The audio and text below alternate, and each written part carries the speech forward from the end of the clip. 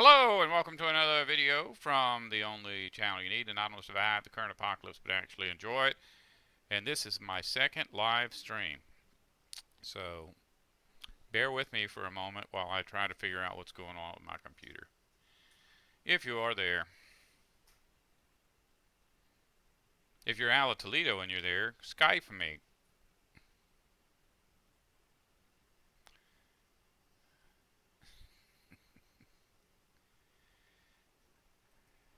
Should I just keep talking?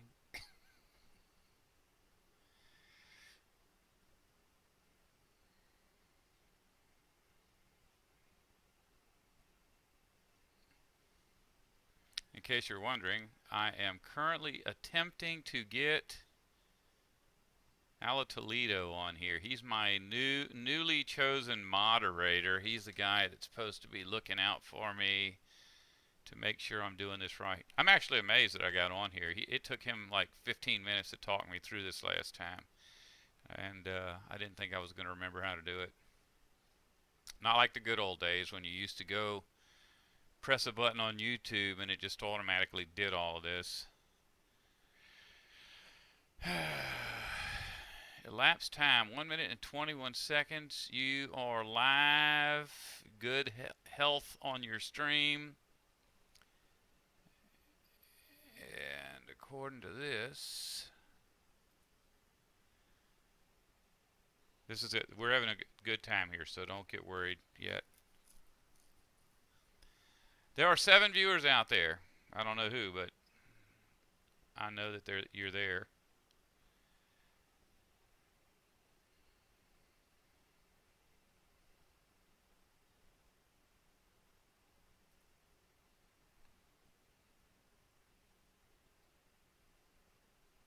Wow, did I turn this off? Let me see what's going on here. Skype. Hello. Ala Toledo. Okay, we're calling Ala Toledo. With him back there, I'll do much better. What? He hung up on me. Oh well, he's probably busy watching this. Anyways, while we're waiting for him, let me tell you what's going on. Tomorrow, I'm leaving the house, something I rarely do. And actually, my wife and I are both leaving the house. We rarely get to do that because we have this dog here. My wife's real paranoid about leaving him in the house. So we've got 3 years of him not knowing how to stay in the house by himself. So we're forced to take him. So we take him to my mom's house, which is 5 miles that way, and drop him off, and then we go back to town, which is that way. It's a big extra step that most people don't have to take. But for my wife and I to both leave the house at the same time, we have to do that. Now, we're hoping that I can get my mom to meet us at a Chinese buffet. She's not real big on that. She likes to go to restaurants with a menu for whatever reason. But I've got a friend named Judy who's from Taiwan, and she's the exact same age as my mom. They're only like 1 month. Hey, look who's here.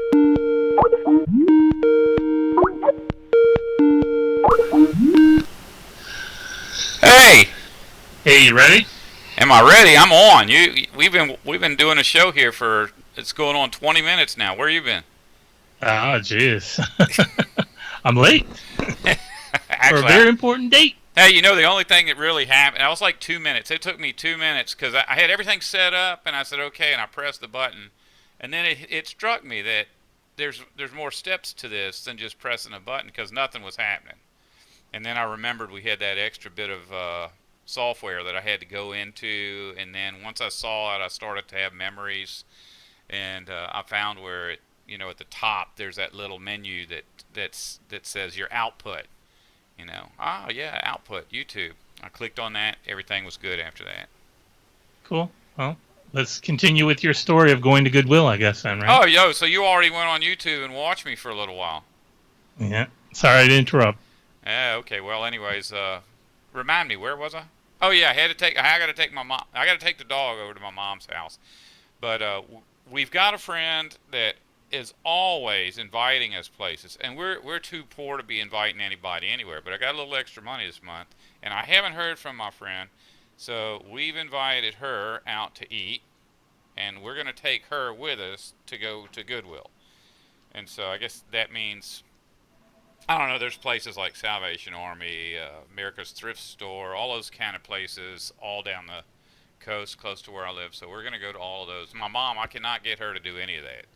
She refuses to do any kind of salvage store or thrift store, Goodwill type stuff. But we're trying to get my mom and my friend Judy and out to eat with the two of us, and then the three of us are going to go shopping at Goodwill. I get a lot of good stuff from Goodwill. If you don't go, then you're missing out. So, have we got any viewers' questions currently, or is that running? Everything's running, but no, we don't have anything yet. So looks You, like just people saying hi. hey, you know what? I'm gonna set my headphones down for just a second because I want to show you something really cool that I got at Goodwill. Not necessarily last time, but we go about once a month now. Don't always make it, but this is crazy, crazy, crazy.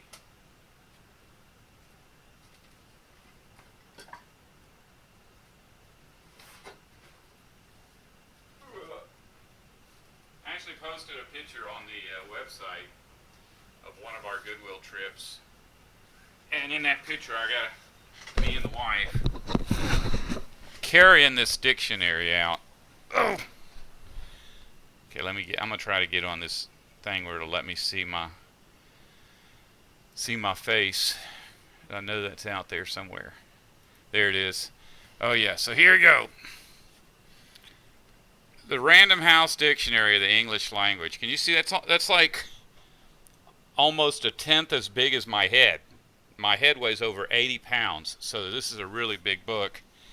And this is like the kind of dictionaries that they have, like at the library, that they won't let you check out. This thing's like $80, brand new. This is like an $80 book. And they got like the rule at the Goodwill that I go to is that all hardback books are 99 cents and all softback books are 59 cents. So 89 cents for a book that probably cost $89. Hey, I've given some good stuff to Goodwill in the past. So I recently, like 2 weeks ago, I gave a bandsaw away, and I was thinking, well, that's kind of crazy to give a bandsaw away, but Oh, hey, I I don't didn't ever need it. sell anything. It is so, if you give something away, that's there. When I was working at the meat market at Winn-Dixie, this guy used to always say, "Your first loss is your best loss." In other words, you see meat that's about to go bad, you mark it down because the next day you just throw it in the trash. And so when I go to Goodwill, yeah, I think about all of the thefts that I that I miss out on, because when you sell something at your house, it's like the next day you come home and the windows are knocked out and all your stuff is missing because the guy that was there buying your stuff the day before is going to look around, see what else he wants, and he's going to come back when you're not home. I mean, I hate to have that kind of an attitude about people, but that really is the way it works, or that's the way it's worked in my life. Well, you haven't had that bad of a problem in your neighborhood with theft, but you've had bad neighbors, right? Yeah, I got really bad neighbors, but in the past I have lived way out in the woods, away from everybody. And I had same thing. I had trails all through the woods, and I would come home and windows would be knocked out of the house, and stuff would be missing on a regular basis because people could just sneak up there however they want it without being seen. And plus, I mean, the road was in front of my house, but it was a big hill. I was kind of back in a valley, and I thought that would be cool because I wouldn't hear the road or see the road. But other people were like, "Hey, look, if we go rob this guy, no one can see us." And so they would just drive up. One time, somebody drove up and stole my car and used my car to haul all my stuff off. You've had bad luck with cars. You had that business with cars, and that went defunct, Well, and everything. now you're. People just become really disgusted when they find somebody that's trying to live outside of the system. You know, it's like Usamas is always saying, crabs in a barrel. You know, if you put a crab in a barrel, he can climb out, and if he can't climb out, at the very least, a dozen crabs can help each other get out. But what happens when one crab gets close to the top, the other crabs reach up and grab him, and that's pretty much the way society works. Is if citizens of the empire see somebody about to escape, They don't go, "Hey, that's a good idea." They pull them back in. Have you had any problems with your neighbors in the past Are you talking about year? right here?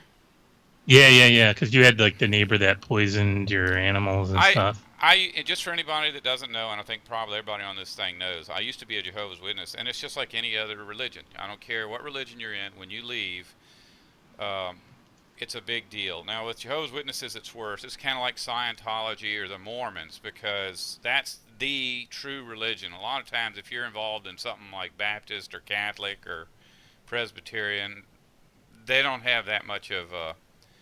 It's not quite that cultish. So if you leave, they think of you as like a backslider, someone that needs to be helped. But when you leave like a really really strong, tight kind of community religion, then suddenly it becomes good sport to torture that person. I don't ask me why, but it is. I've seen it with too many people because a lot of people come to my channel have escaped from these cult-like religions, and they all tell the same story or similar stories. Well, maybe we can kind of turn to some Bible topics. Sue Litz wants to talk about the rapture. Is there anything in particular that you've done in the past about the rapture? Not really. It's just like every religion on earth, and I don't care what it is. I don't care if it's Satanism, Roman Catholic, Jehovah's Witness. Doesn't make any difference. Flat Earth. They all have a little bit of truth mixed in with a whole bunch of lies. And at one time, I just said, rapture is just lies. It's not scriptural, but it kind of is. There are a lot of verses in the Bible that the rapture people base their beliefs on, and so there's scriptures about meeting Jesus in the cloud after he returns. Now, in the Bible, in English Bibles, especially if you've never read the whole Bible all the way through. If you've read the whole Bible all the way through, you'll kind of catch on to the fact that the word cloud is not used in the Bible to describe the floating clouds that rain comes out of. It's the same word in Greek, same word in Hebrew, but in particular, when you're in the Bible reading about the cloud, it's the cloud that's on the earth. It's like when they dedicated the temple, a cloud came out of the temple. When Jesus was alive and he was transfigured, and so I think it was James and John and Peter saw Jesus go up onto this high hilltop, and they followed him up there, and they had to enter a cloud. And when they got into that cloud, there was Jesus and Elijah and Moses. And when the Israelites were coming out of the promised land, they went into the Red Sea. Red Sea parted, and it said when they went into the Red Sea that a cloud covered them over. And that's the cloud it's talking about. It's not talking about floating up into the clouds that are in the sky. It's talking about Jesus and the resurrected dead, the millions of resurrected dead coming to life within that cloud. And it says we will go in that cloud to meet Jesus at the resurrection. So yeah, the teaching is there. It's just that it's not accurate, and it seems to misrepresent what's actually going to happen. And so, it's not that there is no rapture. That's just a made-up word about a fictional event. But that fictional event is based on reality, something that's really gonna happen, just not quite the same as the way it's described by the religions. Have you seen that movie called Left Behind? It seemed Yeah, I like think it was a movie. yeah, it was that guy that used to be on one of them, not sitcoms, but whatever you call it, where there's like a family, there's 5 or 6 kids and a mom and dad. It's like a 1990s version of Brady Bunch. And that kid, a lot of these child actors go on to work at warehouses or something. But this guy, he stayed in with acting, and he got enough going on that he could start producing his own movies and other people's movies, and that's one of the ones he did. What's his name? Is like Cameron something. He was a pretty famous one, though. I can't remember his name, but he Yeah, was a big name. And I think then, they got like it, Left Behind 2 and Left Behind 3 or something like that now. well, I think that's probably books. I haven't seen any movies, but yeah. Well, I watched one back way when it came out, and it was inspiring because at least it's, a lot of people are so, what's the word, when you don't believe in anything spiritual and secular. They're just secular. Oh, They it's Kirk Cameron is Yeah, his name. Kirk Cameron. Yeah, I mean the Yeah, thing Becky knew is, that. let me tell you how I got the first thing to really really spiritually motivate me was a book called Inferno. If you've ever heard of Dante's Inferno, it's like a monk wrote it in 1280 AD or something. And it was about this guy dying, and somehow he ends up in hell, and he has to go through all these different levels of hell to get out, and that scared the tar out of me. Plus, it got me to thinking, what if that is real? And so, of course, I don't believe in any of that stuff. When I look back at Dante's Inferno now, it's like comic book stuff. But it allowed me to think outside of the box, and it got me to reading the Bible, which is, that's the same thing with this Cameron kid. He's doing stuff now that I think is silly, but at the same time, people are at least picking up their Bibles and reading them. So are people going to disappear then? Nah, that stuff ain't real. Well, I'll tell you, that's not exactly true either. I hate to just say that, if when you start being dismissive of stuff, you're setting yourself up for a fall because the way things are going to happen is not clearly spelled out. And it seems to me that there is going to be um, some kind of an odd event that's unlike what we're experiencing now. But, I think in the rapture teaching, airplane pilots just disappear and the planes go off and crash with everybody on board because they weren't saved or something. It ain't gonna be like that. A lot of people seem to make a big deal about whether it's pre-tribulation or post-tribulation. Are we at least going to have if we don't have a rapture, are we going to have a tribulation? I like to stick to just what the verses say in the Bible, and everybody talks about, are we in the last days, right? And I think this comes up with me on my channel. Nearly every other thing I do is that there is a period of time called the last days. The Bible very clearly says it lasts 1,260 days, and makes no qualms about it. It's 42 months. It's 3.5 years. And so those all conform to a 360-day year. The very earliest parts of the Bible, all the way up to like Isaiah, the calendar is always according to a 360-day year with 12 equal 30-day months, actual 7-day Sabbaths. And then after the Jews, the final little bit of Jews are carried off into Babylonian captivity, suddenly everything changes. The names of the months change, the length of time between, in the months change. And, and so in Revelation, when it talks about a 360-day year, it's talking about a restoration of the solar system. Boo boo, go away. I'm going to show you all my dog while I'm busy going into a rant. There you go. There he goes. Oh, and there's my brand new stand for my camera now. It's a whiteboard stand that I couldn't pass up. That was another Goodwill trip. But yeah, anyways, if we're going to talk about the last days, there's two different kinds of last days as far as I'm concerned. When Adam and Eve were cast out of the Garden of Eden, that began a cycle that we could call last days. But that's a 6,000 year long deal. So that's not the same as the last days that are spoken of prophetically throughout the Bible. That 1,260-day cycle, when our solar system begins to repair, or when God begins to repair our solar system, that's the last days. And excuse me, what was the question again? Well, we were just talking in general about the rapture, but Yeah, Angela Brown, pre-trib and pre-trib and post-trib. Yeah, post-trib, yeah. well, everything that's going to happen is going to happen on the last day. Remember when Revelation gets started, we have the seven trumpet blasts, seven trumps. That's just the way it phrases it, and it never speaks of that anywhere else in the New Testament. See, they had a man that used to have to go out every year and blow a trumpet when the eclipse would begin. And so everybody in the village would have to come out and observe the eclipse when the man blew the trumpet. So once our solar system is restored, we'll have regular, dependable solar or lunar eclipses again.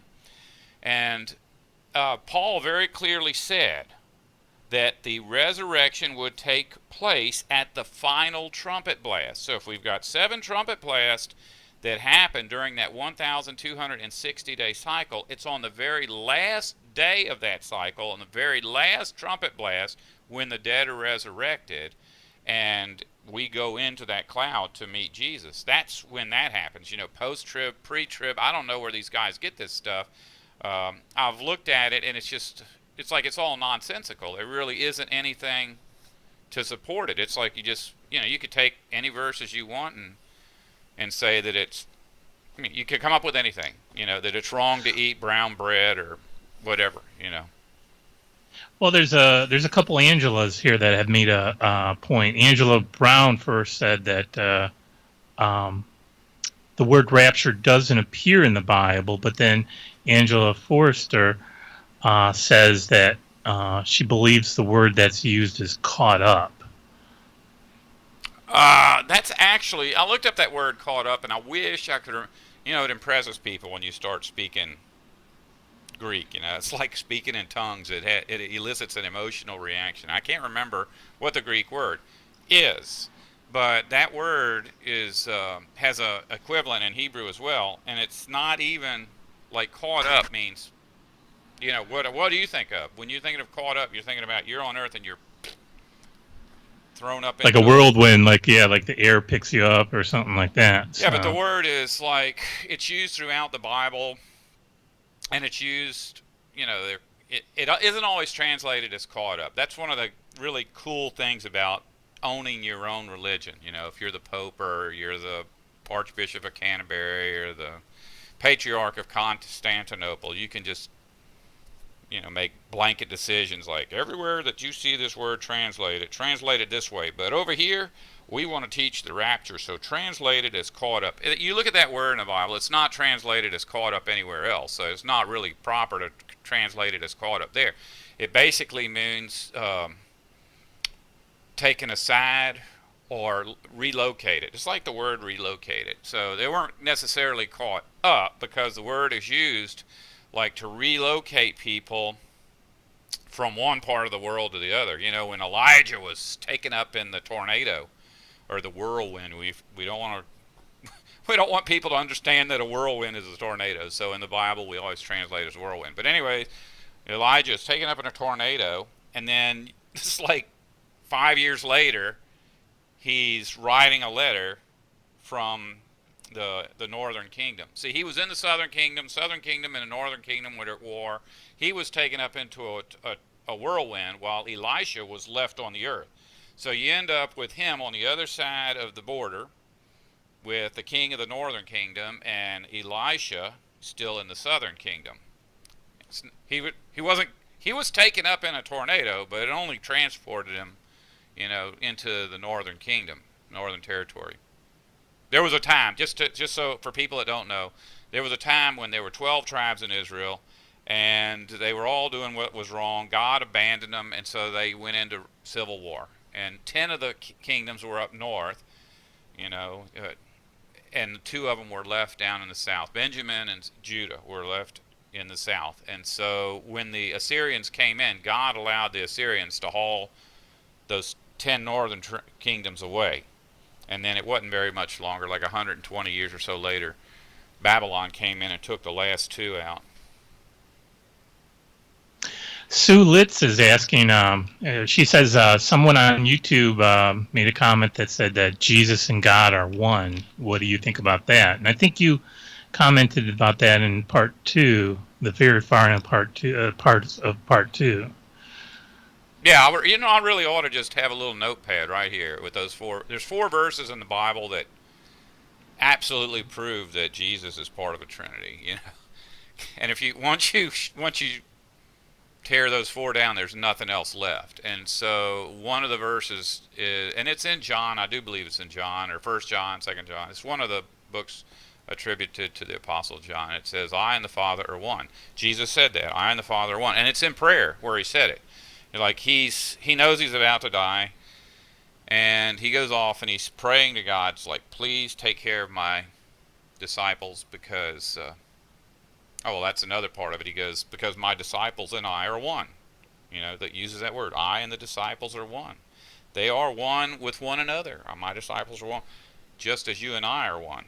And and then he makes that line like, I don't know, 10 verses later, I and the Father are one. Oh, you see, Jesus and God are one. Like, well, that ain't a Trinity because Jesus and his 12 disciples are one, and one of those 12 had him killed. So it's not the same.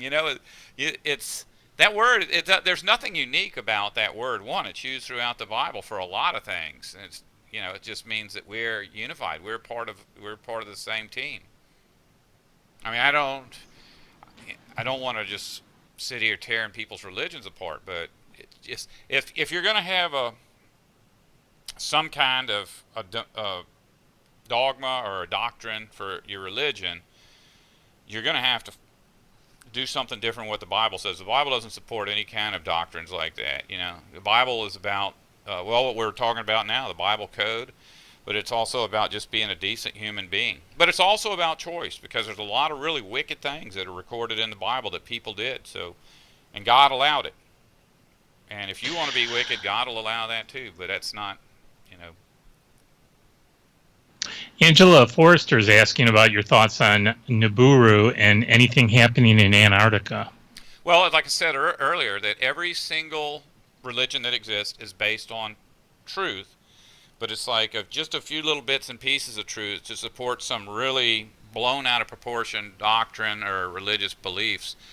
And in the Bible code, which we were talking about, there are a lot of verses that people don't understand to this day. The religions are not teaching them, or at least they're doing everything they can to distract people from trying to figure them out. And they're about the movement of the celestial objects in our solar system as a means of determining when the last days begins. Because just like we said earlier, you go back to a 360-day year, well, that's going to be a big deal. When the sun and the earth and the moon go into conjunction, you would think that only a scientist could figure out that was happening. That's not true. Every day, the moon's a little different. So you look up, tonight it's full. The next day, it's a little bit less than full. And the next day, it's a little bit less than full again. And over the course of 15 days, it becomes completely black. Can't even see it. And then it gets a little sliver, and gets a little bigger, a little bit. Well, if the Earth and the Sun and the Moon go back into conjunction, the only way to experience a 360-day year with 12 equal 30-day months is for the Moon to always be in the nighttime sky and to always be full. And so it won't take an astronomer to tell you when the Earth and the Sun and the Moon go back into conjunction. On the day that we start having 360-day years, the Sun will always be in the daytime sky and the Moon will always be in the nighttime sky. And this goes back in fulfillment of the Genesis account, where it says that God made the two great luminaries, the greater luminary to rule over the day and the lesser luminary to rule over the night. I've even had atheists come to my channel and say, your God is a liar. He says that the lesser luminary would rule over the night, and it doesn't happen that way. The moon is in the daytime sky, and it's in the nighttime sky. And I really believe that guy was demon-possessed, because most people would not even recognize that. But there are scriptures in the Bible where it says that God is changing years and months. We get that as, in English it says, God is changing times and seasons. What it really should say is God is changing years and months. And that's when the sun and the moon and the earth went out of conjunction. Remember out on the plains of Dura when Daniel and his three associates are brought out there, Nebuzaradan went into Jerusalem, and he went into the temple looking for the Ark of the Covenant. But when he came back, he didn't have the Ark of the Covenant, but he had stacks of gold that Solomon had been sticking into the temple for storage, and they were stacked on pallets of 666 talents each. So the number of the pallets was 666 talents each. Those were brought back into Babylon, and they were set on the plains of Dura. That means the hard rock plains. And everybody was brought out there to stand in front of this obelisk while the sun went over during the equinox. And they were expecting the shadow of this obelisk to land on this image that was out there, and it didn't happen. And so the wise men blamed Daniel and his co-conspirators for bringing that about, so they threw him in the hot oven. Well, the whole point is that I don't know what the point is. What was the question again? Angela was asking You what?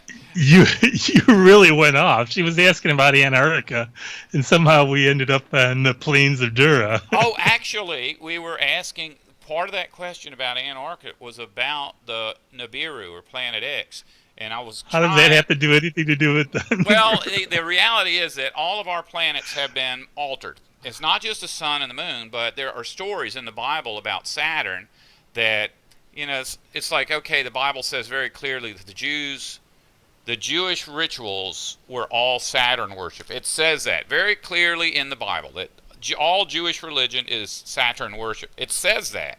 But in English, we get it, you have bowed down to your star god.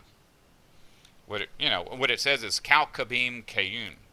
Kalkabim Kayun means planet Saturn. It doesn't mean star god. If you go out and you translate some ancient text and it's got Kalkabim Kayun in it, that means planet Saturn. But in our Bibles, somehow we have different rules for translation because the churches don't want you to know that that verse is about planet Saturn. Well, anyways, there are a lot of stories in the Bible about our Earth being able to see the planets that are in our sky. All the number sevens in the Bible are about the planets. And yeah, this is going to cause problems with the religions, but we have 7 planets. You cannot deny that science, the religion of science, says that there are 7 planets out there. We can't see them unless we have a really good telescope. I mean, you can see 5 of them with your naked eye, but 2 of them are too far away. The only way to see them is through a telescope, and you really got to know where to look. But there are 7 out there. But in the Bible, all stories about 7 end up being stories about 8 because they talk about this progression of 7 over the course of time, followed by an 8th planet coming with God's woman. At the very end, it talks about God's woman going out into the wilderness and coming back with a male child. And the book of Revelation specifically talks about that 7-headed beast, and it says another comes who acts as an 8th king. Those 7 kings or 7 heads, 7 mountains are actually the 7 planets. And we kind of got into this today in the podcast, which will be out tomorrow, the next day. In the podcast, we talked about Jesse. Jesse had 7 sons. And so Samuel went to Jesse to choose a king to replace King Saul. And so he says, Jesse, where are your sons? Bring them all here. And he said, I have brought all 7 of my sons. So he said, well, have each of your sons file past me one at a time. And in that, Jesse is acting as the earth, and Samuel is acting as the sun. And so each of his sons walk past, and Samuel's like, I reject it. He has been rejected. He shall not be king. So the next one goes by. He has been rejected. He shall not be king. But then it says that David walked. They got done with all 7. It says, that's all. That's all I have. And Samuel says, no, you've got to have one more. And he goes, well, there's this little bitty runt of a kid that's out there keeping the sheep, but you don't want him. He says, well, go get him. And so they brought David, and David filed past Jesse and Samuel, and he says, this shall be the king. Now, David, that means beloved. If you look, Jesse actually is not Jesse. In the Bible, it's Aish. And I don't know if you're one of my regular subscribers, you know that in the Bible, the words for husband and wife are like Aish and Aisha Shah. Aish actually means male tribal leader, and so Jesse is the male tribal leader. He's the earth. If you look at the book of Job, Job is the male tribal leader. He's earth, and it says Job has 7 sons. Same story, the 7 sons they're all killed in a day. But at the end of the story, Job gets his 7 sons to come back. Well, when those 7 sons come back, then another person comes back too, named Elihu. And Elihu kind of gives Job a chewing out. You have wasted all this time dedicating your life to civilization's rules, and I hope you're ashamed of yourself for doing that because you've questioned God and his ability to make decisions, but here you're giving your 7 sons back. So it's the same story. 7 sons and then an 8th one comes along. The book of Revelation, you 7 mountains and the eighth one comes along. 7 kings, eighth one comes along. There's always that eighth one. So, if we take it that those 7 sons that are in, like throughout the Bible, it's like the book of Esther is 7 eunuchs, and then the 7 eunuchs are rejected, and so Ahasuerus goes and asks for advice from his 7 advisors. Sevens just keep coming up over and over again. There's always an eighth that comes in. And so if we take it that those stories about sevens are all about the 7 planets, then the eighth one coming in would be a planet that currently we're not aware of. So, and that's a lot of the Nibiru teaching. Nibiru, Planet X, is based on a lot of ancient stories, not just from the Bible, but from cultures all around the world about a planet that used to be here that isn't here anymore. Now, one of the interesting things about David that cannot be possible, not physically possible, it says that David would be a shoot of Jesse. See, humans can't produce shoots. A shoot is a clone. That's where you take a tree and you cut off a piece of the root and you transplant it somewhere else and it grows. So if you've got this tree with wonderful fruit and you want that exact same fruit, well, you can save the seeds from that tree, but it won't produce that fruit because the seed has to be pollinated from some other tree. So you're going to get a mixture of the fruit from that tree and whatever tree pollinated it. So if you're growing trees for a living, you'll take shoots or cuttings off of the tree so that you get clones. Since Jesse was a man, it's no way possible that David was part of some virgin birth on his part, because men don't give birth. So by calling David a shoot of Jesse, what we're saying is a clone of Jesse. And remember, Jesse represents the earth. So David would represent a duplicate of the earth somehow.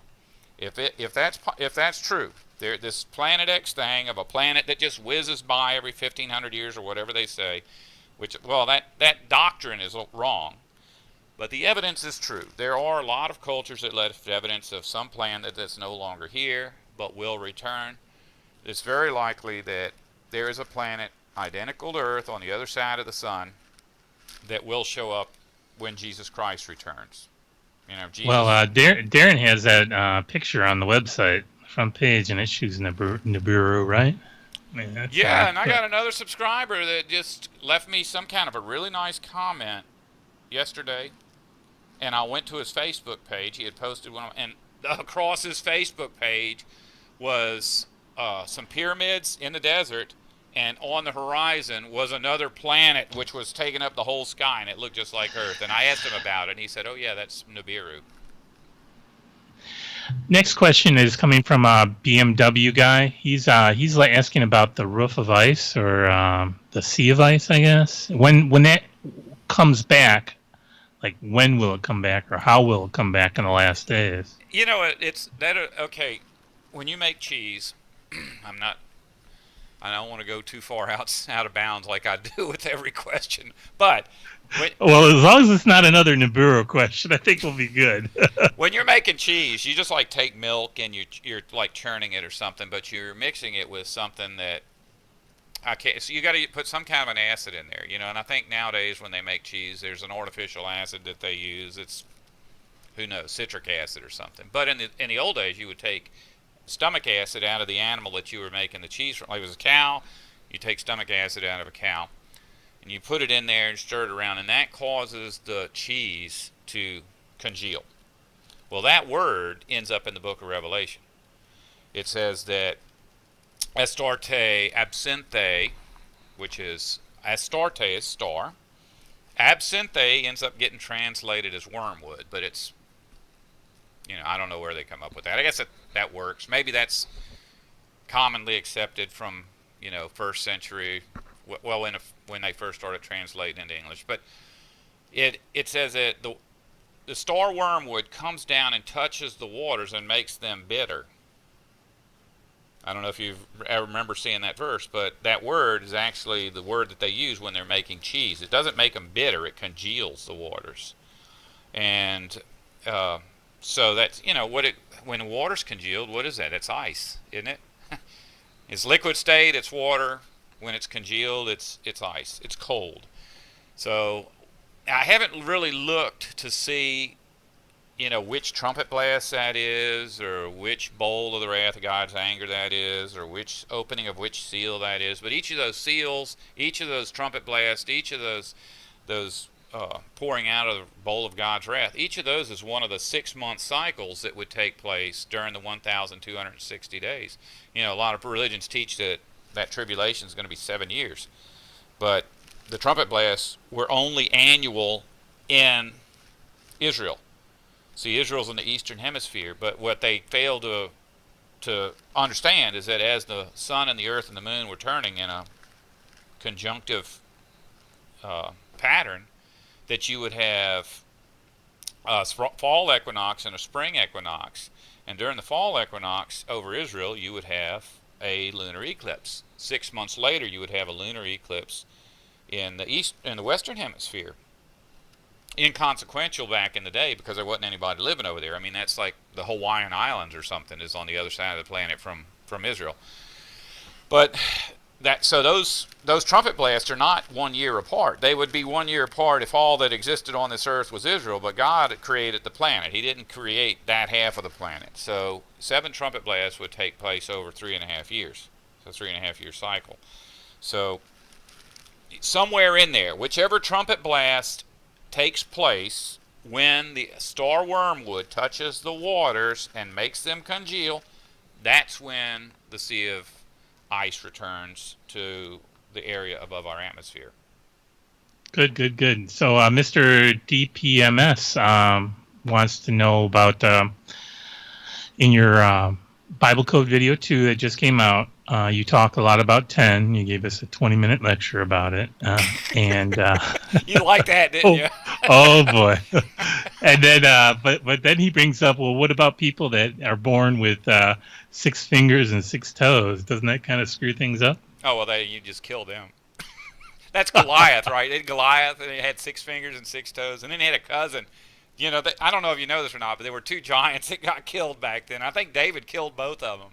It's like Goliath showed up, and here comes David, at 4'11", and he throws a rock at him and kills him. And I guess a couple of years later, David's got a little bit more clout, and he runs into Goliath's cousin and kills him too. Both of them, 6 fingers and 6 toes.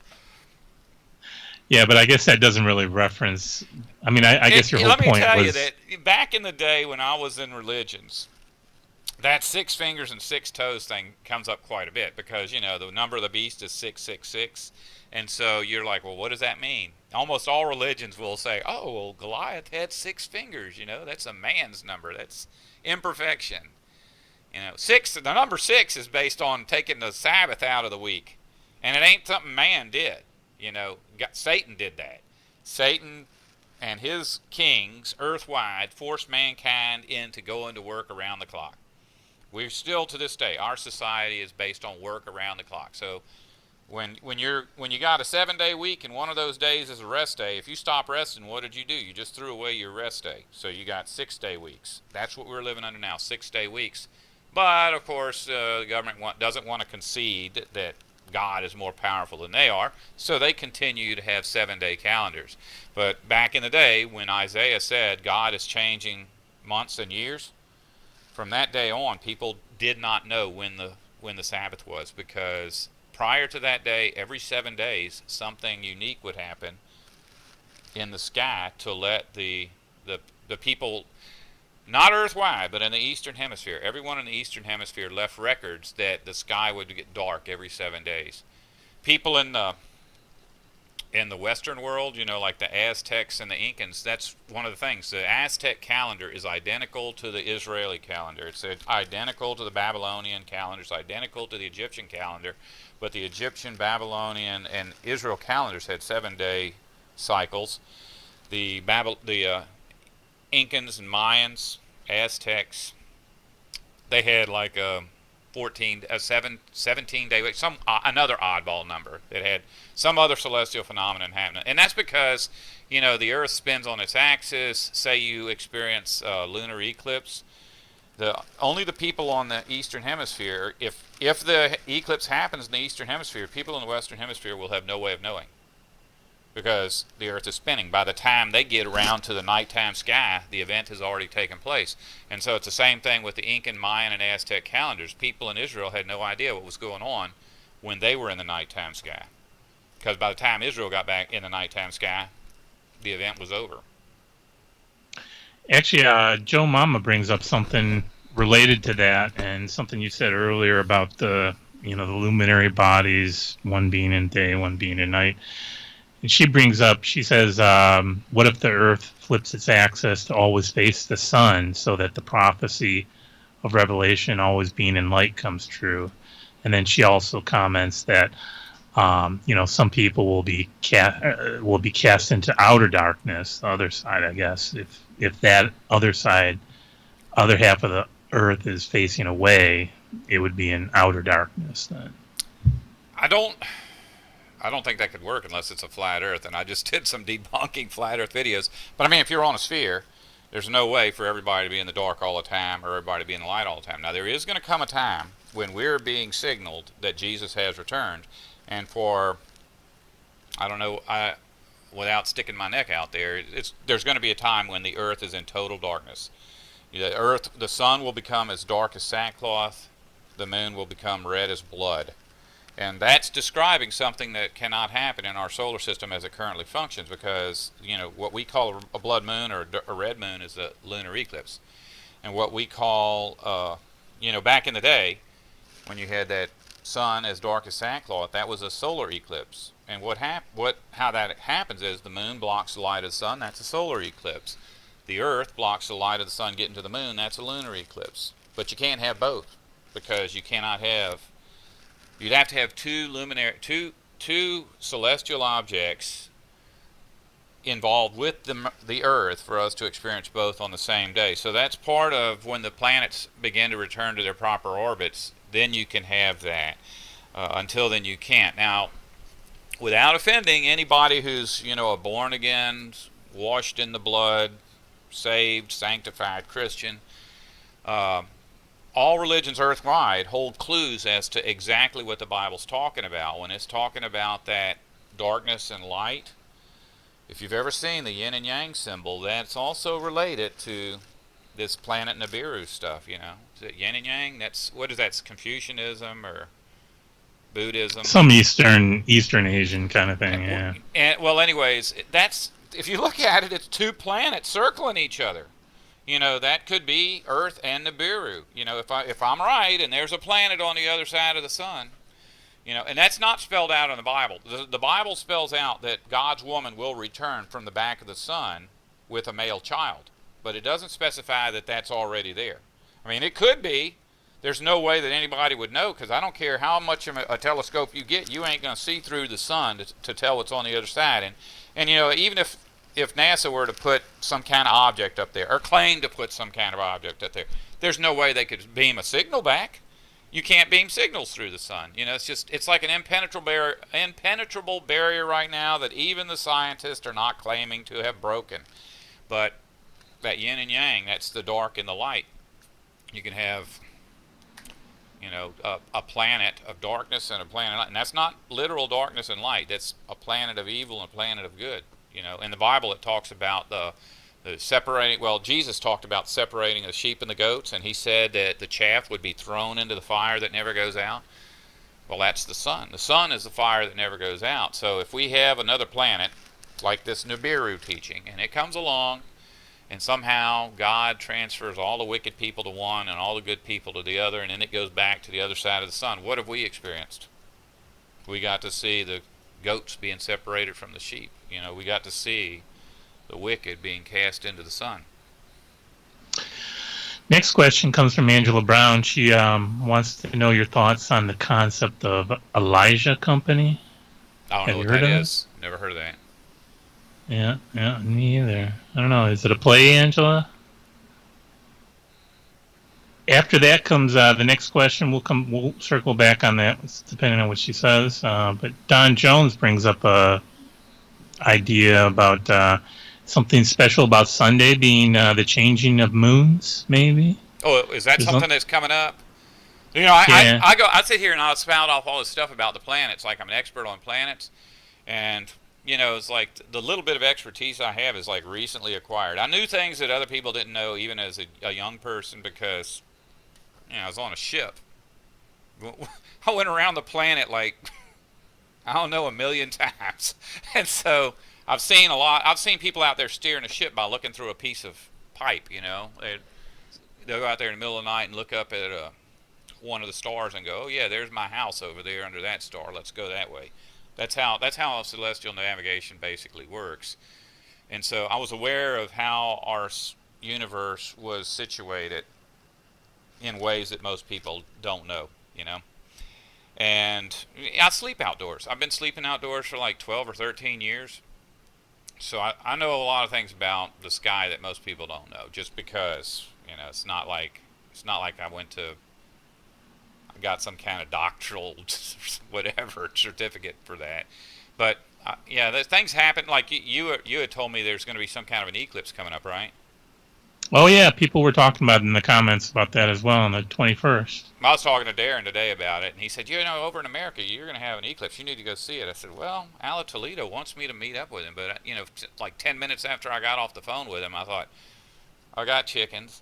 I can't drive long distances. I ain't got no money. I'll have to catch it on TV. Kind of shifting gears now.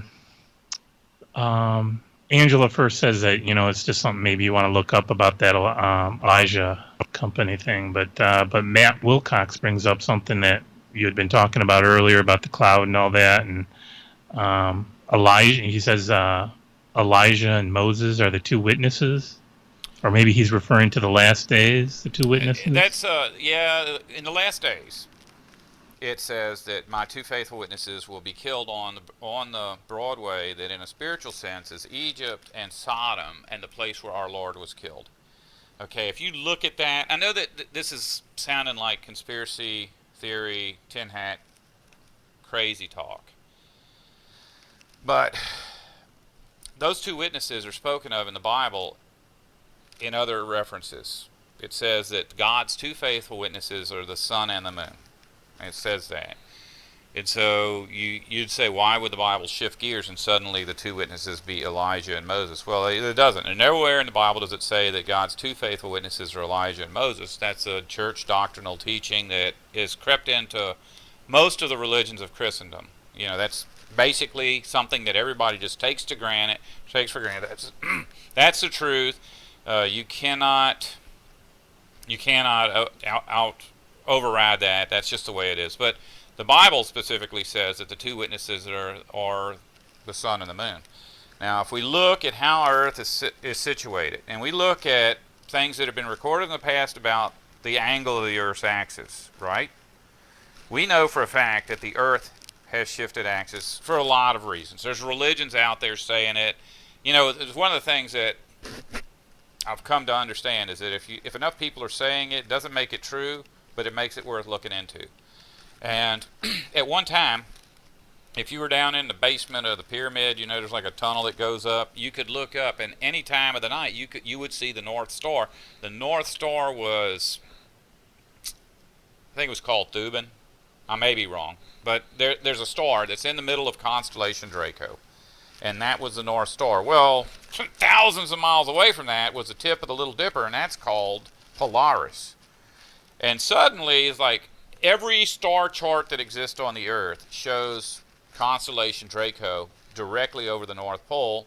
And then on the day Jesus died, suddenly every star chart produced from that day on indicates that Polaris was the North Star. Because if you go down in the basement of the pyramid now, you look up, you'll see, well, whatever. The Polaris, I think, is what you see now. But we know that all of the writings from the ancient past indicated you could see Draco from the basement of the pyramid, and now you can't. So something has happened.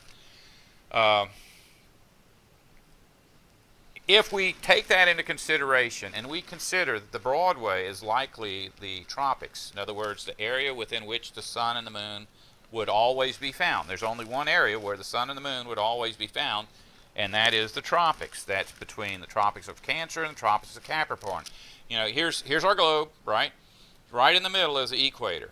North of the equator is that next line. That's tropics of Capricorn or Cancer. The one down here is tropics of Capricorn. Well, then there are a lot of prophecies saying that that was going to change, and I think the fact that it's recorded in Revelation that those two witnesses were killed on the broad way, that's a reference to the fact that the sun and the moon no longer go over Israel. At one time, Israel was in the tropics. So Egypt, yeah, I don't know, people don't know this or don't seem to know this, but Egypt and Jerusalem are like that close. Supposedly in the ancient past, if you were on the Temple Mount elevated, you could see the tops of the pyramids glow, light reflecting off of them. That's how close they are. But at the same time, we also know that when Abraham entered the Promised Land, he went right past Jerusalem, and he ran into some people called the Sodomites. So Sodom and the place where Jesus was killed, Jerusalem, and Egypt are all in that same little spot, and they're not within the tropics. However, there were prophecies in the Bible about where Elijah was told to bore his head into the wall of the temple and look, and he said, "What do you see?" And Elijah says, "I see about 25 men bowing to the east with their backs to the altar." And so, of course, Christendom's got some kind of thing about, devil worship or idol worship or something like that. But the word that's translated as bowing to the east is not east. North, south, east, and west, we know what those words are in the Bible. This is a different word, and it's based on the word front. So, at that time, it was talking about bowing to Mecca. So apparently the earth had shifted enough that Mecca was the center of religion at that time. And even today, it's still the center of religion. It's not within the tropics, but, I think that all of that information is about a shifting of the earth. Because when you shift the earth, the center of the earth is suddenly not the center of the earth. That's taken away God's favor on that particular spot in lieu of some other spot. Now, Matt has a follow-up, and you kind of touched on it already, but how exactly is the sun and the moon being killed in the street or in the Broadway again? If we go back 2,700 years ago, the sun and the moon always did what they were supposed to do. The sun provided light during the day. The moon provided light during the night, and that doesn't happen anymore. So currently, the sun and the moon are not functioning properly. They're obsolete. But it could also be the fulfillment of that prophecy that said that the sun will turn black as sackcloth while the moon turns red as blood. And remember, those three are laying on the Broadway for 3 days. That's 3 literal days, like 24-hour days or however long days are going to be under a 360-day year. Now, I'm not just speculating on that based on my own feelings about how the sun and the moon are supposed to function. In the prophecy, very clearly says that in the very beginning of Revelation, it says that there would be 2 lampstands, and the 2 lampstands were connected to 2 olive trees. Now, to most people reading that's just fancy talk. It doesn't mean anything, but it means a lot, because olive trees supply olives.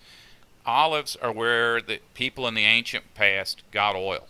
That's what olives did. Olives were used for fuel. They were squished. The oil was put into these alabaster or stone fixtures, cut ceramics, whatever. And that's where you got oil for your lamps, olive oil. And so showing these 2 lamps connected to 2 olive trees means 2 continuous supplies of light for all eternity. Because as long as those trees are producing olive oil, the lamps will stay lit. Well, when it talks about the 2 witnesses, it says, the 2 witnesses are going to be killed on the Broadway, that in a spiritual sense is the place where our Lord was killed, in Egypt and Sodom. The next line in that is, the 2 witnesses that you saw are the same as the 2 lamps and 2 olive trees that you saw. So it is a source of light. And if you go into, I just was talking about how the planets, every time you see something about planets, it's about these 7. But there's also another number that gets used quite a bit, and it's about stars, 12 other stars. And these are also sources of light. Well, when you went into the temple, back when they had a temple, or even before that, when you went into the tent of meeting, Remember, it says it very clearly that Moses went up onto the mountain, and when he came down, his face was lit out, and he had with him what was called Urim and Thummim. And so people today are like, oh, Urim and Thummim, that's magic stones. Well, Urim and Thummim are just words. It means light of perfection. Sunlight, light of perfection. So the light of perfection was coming out of Moses' face. So they told Aaron to go into the tent of meeting with Moses while his face was lit up. And they very clearly said, make a breastplate and put 12 stones in the breastplate. And before you put the breastplate on, put a white garment on. So he put this white garment on, he put the breastplate on, and they walked into the tent of meeting. Well, in the back of the tent was this area called the Holy of Holies. And they went in there and they walked around the Ark of the Covenant, which was in there. And the light from Moses' face went into that breastplate and shined the light through those 12 different colored stones onto Aaron's white garment. And then they came out. And then after Moses died, it says that there was like a sun, a small model of the sun that was floating above the Ark of the Covenant in that Holy of Holies. And that the priest would go in, not with Moses, but by himself. And he would walk around the Ark of the Covenant as the light was coming off. So it's the same thing. It's just reenactments of a time when the sunlight passing through the dome around the earth would do like a prismatic effect. I don't know if you know what a prism is. I mean, everybody out there, I hope you know what a prism is, but it's a piece of cut glass. It's like a triangle. Light going in one side splits into its separate colors on the other side. You know, I've got one sitting on the porch. You hold it up to sunlight, and it'll put like a little rainbow on your wall. And so that's what would happen in the ancient past. As sunlight would go through the sea of ice that surrounded the earth, it would come out the other side, broken down into its different colors. And of course, as the earth's tilt changed throughout the course of the year, the moon would change colors. Because remember, the sun is always on that side of the earth in the daytime sky. The moon is always on that side of the earth in the nighttime sky. So the moon would always be in alignment with the sun, just at a different angle corresponding to the Earth's axis. So the moon would change colors 12 times every year. Now, I know a lot of people, every month it would change. A lot of people don't understand that what the 12 stars are. The 12 stars are the stars that would be in the ecliptic. These are the divider stars between the constellations. So you've got constellation Taurus, which is the first one, and you got Gemini, and you know it goes on through Libra, Virgo, all of those, because our whole universe is filled with constellations. I think there's 88 recognized constellations, but there are only 12 in the ecliptic. And the ecliptic is the area that aligns with the planets and the sun and the moon.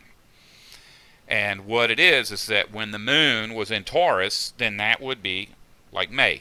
May is Taurus. And the birthstone for May is, I don't know. I don't know what it is, but I know like Gemini is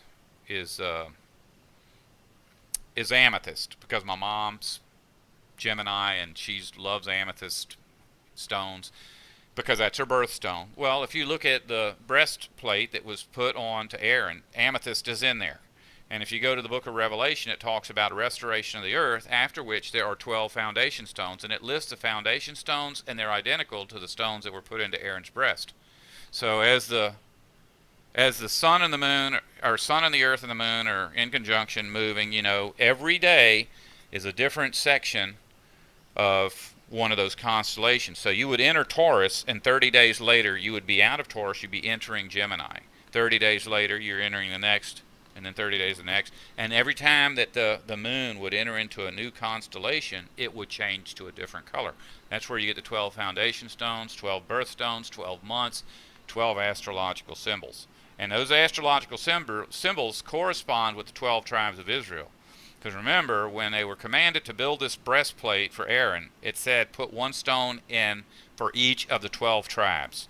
And even today, it's like if you look at a website where you type in like symbols for the 12 tribes of Israel, they look like astrological symbols. Some of them are identical, some of them aren't, but they all look like astrological symbols. Like I think Judah is a lion, you know. Lion is Leo. And there's a lot of them that are the same.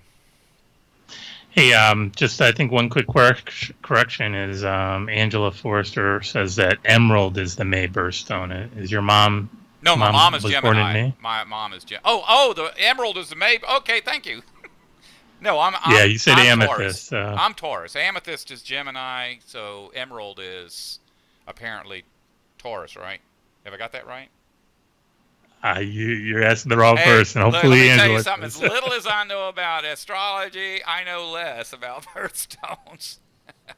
It's like it's here's the way it works. Like right now, we were told that we were supposed to have the sun to rule over the day and the moon to rule over the night. Well, that word rule is not just some random arbitrarily chosen word. That word means to be the king, to be the political ruler. So the sun is to be the king or the political ruler over the day.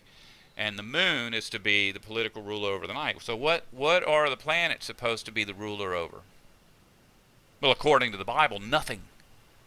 You're not supposed to look to the planets for guidance. You look to the sun for guidance because the sun can guide you. It tells you when to wake up. You look to the moon for guidance because the moon is very good at telling you when to go to sleep. That's rulership. But the planets, this is the way astrology works, which is basically the way all religions work. You look at Saturn and you go, tonight Saturn is in Libra. That means that I'm going to meet a tall, dark stranger. That's a kind of junk they put in the paper, right? There an astrology section still in the paper. I haven't had a paper in years. Last time I had a paper in my hand, I was a paper boy. That's how long it's been since I've had a paper. But they used to have an astrology section, and it would say silly stuff like that. Today business ventures are very good because Mars is in Leo. Okay, I'm glad y'all figured that out. Well, I think we're at the hour now. So, is there anything you want to say before we wrap up? I think I would go horse if I was to say anything else. I mean, you were kind of going 110 miles an hour. I don't know, a little too much Yeah. coffee Well, or something, yeah, maybe. right. No, yeah, right before we got started, I checked my blood sugar. It was like a normal human. my my Oh boy. my brain Well, works right when my blood gets right. My brain works right. I'm like just like a person when that happens. I guess so. And I'll remember not to ask you about Nibiru, or else we're gonna be talking about plains of Dura and everything else under the sun. Hey, So, look, once we get this Bible Code video series out, and I got 4 of them already wrote up, and I think 3 of them are online now, or 2 of them are online. The third one is in my computer, and I'll get the 4th one done, and then I've got 2 more scripts that are only like a day short of being completed.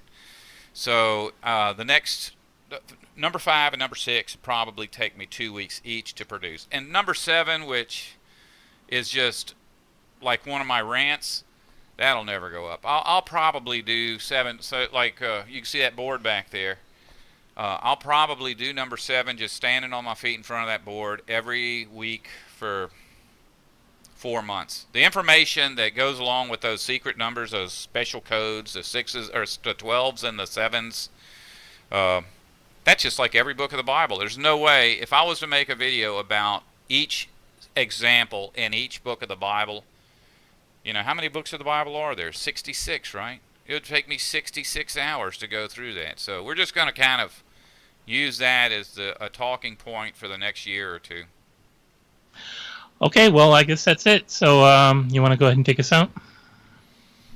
Wait, there's the camera right there. I hope you enjoyed this. What are these things called? Live stream. I hope you enjoyed this live stream. And we'll try to keep bringing these to you every week at the same time. And if you do not wish to survive, don't listen to me. That wrap? Yep, that's right. Go ahead. Good job.